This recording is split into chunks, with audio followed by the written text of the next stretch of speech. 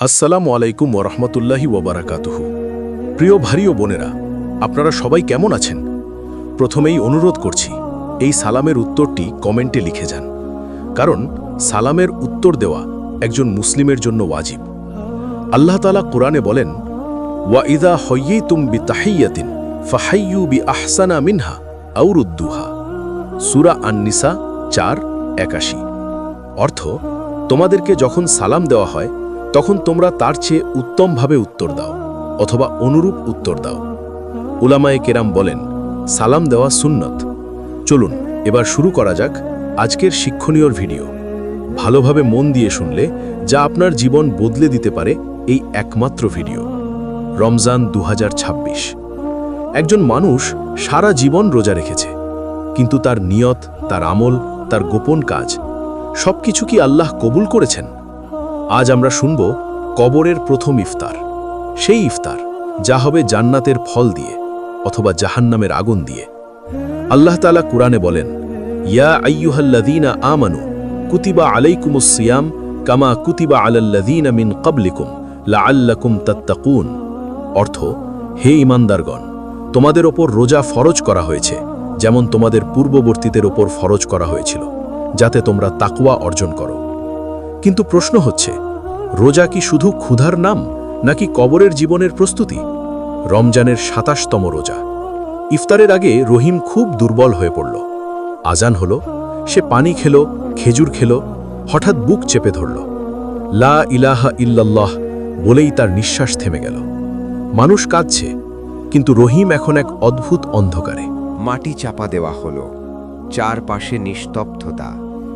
হঠাৎ দুই ভয়ঙ্কর ফেরেশতা, মুনকার ও নাকির। হাদিসে এসেছে, যখন বান্দাকে কবরে রাখা হয় দুইজন ফেরেশতা আসে। সুনান তিরমিজি 1071। তারা প্রশ্ন করলেন, মান রব্বুক, তোমার রব কে? মা দীনুক, তোমার দিন কি? মা কুনতা তাকুলু ফি হাযার রাজুল, এই ব্যক্তির ব্যাপারে কি বলতে? রহিম কাঁপছে, তার জিহ্বা আটকে যাচ্ছে, কারণ সে নামাজ পড়েছে কিন্তু মাঝে মাঝে লোক দেখানোও করেছে। কোরআনে আল্লাহ বলেন, ইউসাব্বিতুল্লাহুল্লাযীনা আমানু বিল কওলিস সাবিতি। সূরা ইব্রাহিম 14:27। অর্থ, আল্লাহ মুমিনদেরকে দৃঢ় কথায় স্থির রাখবেন। যদি ঈমান খাঁটি হয় জবাব সহজ, না হলে জিহ্বা থেমে যায়। হঠাৎ রহিম দেখল সামনে একটি দস্তরখান বিছানো, একটি আলো ঝলমলে ফলের থালা। একজন নুরানি ফেরেশতা বললেন, এটা তোমার রোজার পুরস্কার। হাদিসে এসেছে, লিসাইমি ফারহাতানি। সহিহ মুসলিম 1151। অর্থ, রোজাদারের জন্য দুইটি আনন্দ, এক ইফতারের সময়, আরেকটি তার রবের সাক্ষাতে। এটাই ছিল তার দ্বিতীয় ইফতার। কিন্তু হঠাৎ অন্য পাশে আগুনের একটি হাঁড়ি ফুটতে লাগল। একটি কণ্ঠ বলল, যে রোজা ভঙ্গ করে আল্লাহর হুকুম অমান্য করেছে তার জন্য শাস্তি আছে। রাসূল সাল্লাল্লাহু আলাইহি ওয়াসাল্লাম বলেছেন, যে ব্যক্তি অজুহাত ছাড়া একটি রোজা ভঙ্গ করে সারা জীবন রোজা রাখলেও পূরণ হবে না। আবু দাউদ 2396। রহিম কাঁদতে লাগল, হে আল্লাহ, আমি তো রোজা রেখেছি। কিন্তু একটি দৃশ্য সামনে ভেসে উঠল, সে এক গরিবের হক মেরে দিয়েছিল।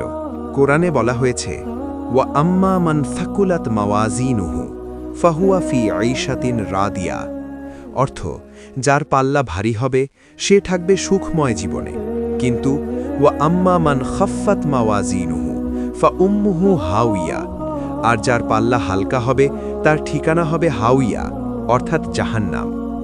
রহিমের পাল্লা দুলছে, তার গোপন গুনাহ এক পাশে, তার ইখলাস অন্য পাশে। শেষ মুহূর্তে একটি দৃশ্য সামনে এলো।